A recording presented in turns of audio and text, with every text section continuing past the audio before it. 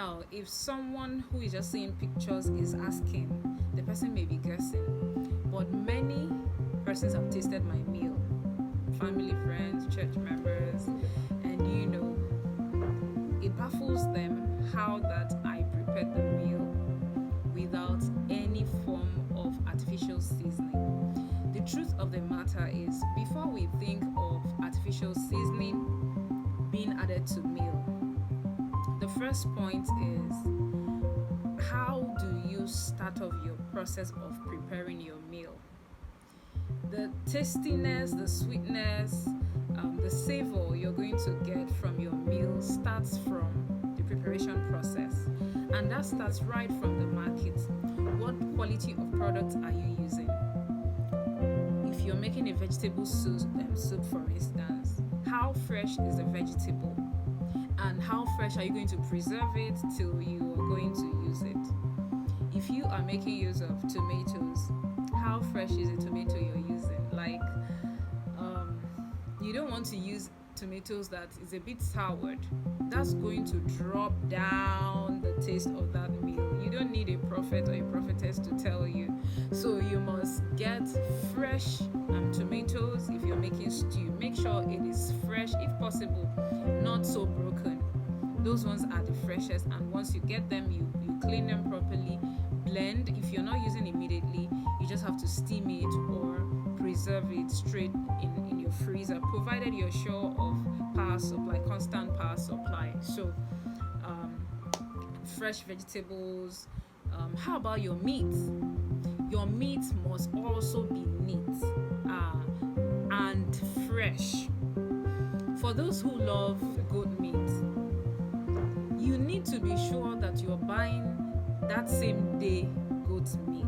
If it's goat meat that has stayed in the freezer, that they have preserved in the cold room, most of the times, some cold rooms, from my experience, the few times that I've happened to buy preserved goat meat, it doesn't taste same like freshly killed goat meat. So you need to be sure of the source of your meat. Make sure it is freshly butchered, and of course it has not been exposed too much to the sun, because while it's there in the sun, it's losing nutrients in one way or the other, especially losing freshness and taste, which is going to impact on the taste of the final meal that you're getting. So you need to ensure that you get fresh meat, fresh vegetables. Now the quantity comes. You must measure the quantity of the meat, fish, crayfish. If you're adding iru, it must tally with the volume of soup you're making. If you are making a large pot of soup, let's say a kilogram of meat or chicken cannot kill it. It can't really do justice to that big pot of soup. So it means that you're going to add other things, maybe fish, stockfish, different varieties of protein to boost up the taste, because the taste of the soup is actually the nutrients that you're getting, so to say. So by the taste of your soup, you should be able to determine how much nutrient you're giving to your body. Now,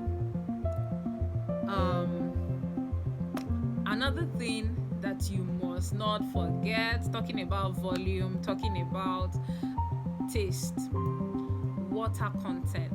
When parboiling your meat, you do not need to flood it with plenty of water. You actually steam your meat so that the sea salt you're going to add, the natural spices, say turmeric, fennel, cinnamon, as you like, garlic, ginger, and the rest, will get into the meat. You can take it a step further and spice your meat way ahead before your preparation time and just marinate it in your fridge or freezer. So that way, the spices and everything you're adding, the salt, just seeps into the meat. So when you're steaming, it just brings out its natural taste. So remember, you're steaming with little water. If it's a tough meat or dried fish, then it means that you may need to add more water so that it can just steam and become softer a bit. Now, in preparing the soup proper, ensure that you don't just pour plenty of water right into your pot. The disaster that is going to cost you is that if you do that, you have plenty of soup, but you see the taste there. That taste is not going to be nice. So you must control the quality of water you add in your soup or your sauce.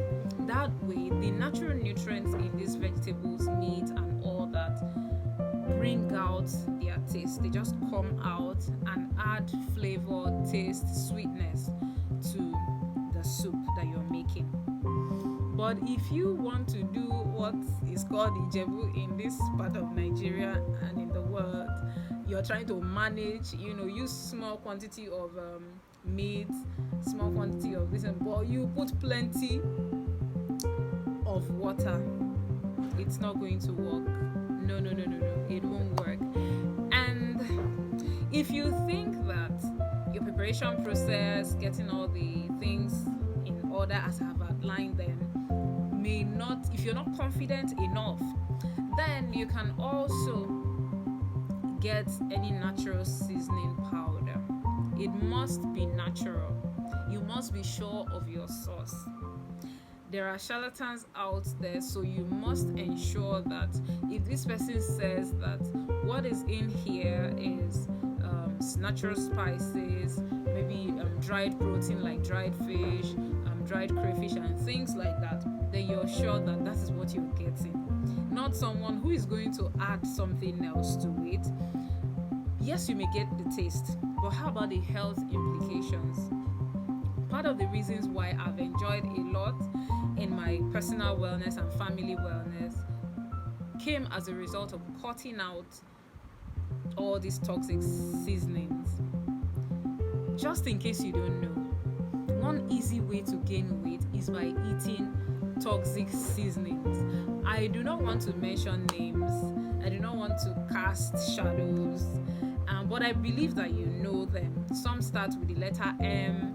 Another starts with K, KN. You know them. But let's just keep this meeting close up. Let's keep it very, close up. But you know what I mean. Those unhealthy seasoning powders, they have more than enough salt that you need for your daily intake. They also contain sugar. How about MSG? I don't think it's news anymore. And MSG has been said to have a lot of very serious health issues, health implications.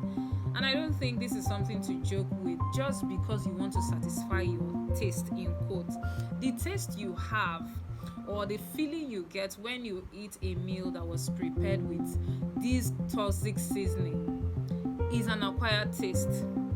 It's not that that's how the meal is supposed to taste in the first place, but because your tongue has been trained with that for say 20 years, 30, 40, 50, depending on your age.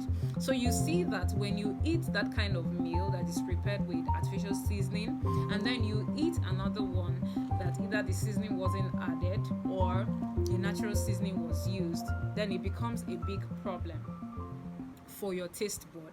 But over time, you're going to be able to overcome this once you set your mind at it and understand your why of leaving artificial seasoning. The whys are many. You want to control your weight, you want to prevent heart diseases, you want to prevent diabetes, you want to have mental clarity, and a whole lot of other benefits. So many persons have water retention in their feet because they are using artificial seasoning, and this you cannot record if you're really keeping to a healthy diet and of course following up with general wellness practices. I hope that this video has really added value to you. Please make sure to continue to follow us, and if you need a natural seasoning you can trust, let me bring my face closer. Yes, please.